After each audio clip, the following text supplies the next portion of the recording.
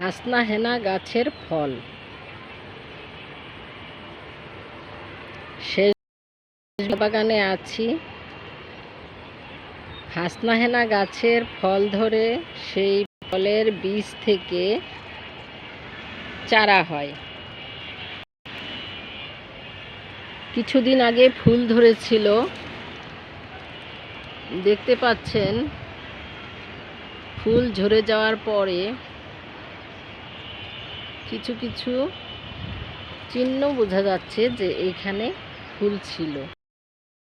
এরপরে ফুল যাওয়ার পরে এগুলোর থেকে আরেকটার বীজ হয়েছে, এরকম বীজ ধরে সবুজ সবুজ বীজ থেকে চারা।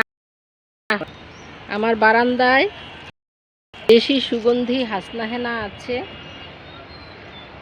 সেখানে প্রচুর ঘ্রাণ হয় রাত্রে।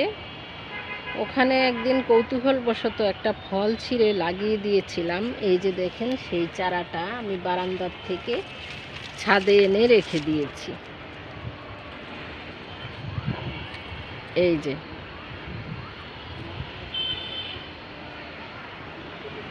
অনেকগুলো ডালপালা ছেড়েছে। এইভাবে হাসনা হেনা গাছের বীজ থেকে চারা হয়। এটা আমার অজানা ছিল, একদিন দেখি হঠাৎ চারা হয়েছে। আর এই যে এইখানে দেখেন আবার কলি আসছে।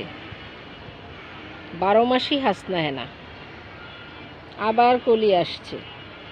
কলির মতো চিহ্ন দেখা যাচ্ছে। এটা থেকে আবার ফুল ফুটবে। কচি ডাল হয়েছে। এই সময়ে হাসনা হেনা গাছের কিছু ডাল মরে যায় এবং কিছু কচি ডাল গজায়। আপনা আপনি কিছু ডাল মরে যায়।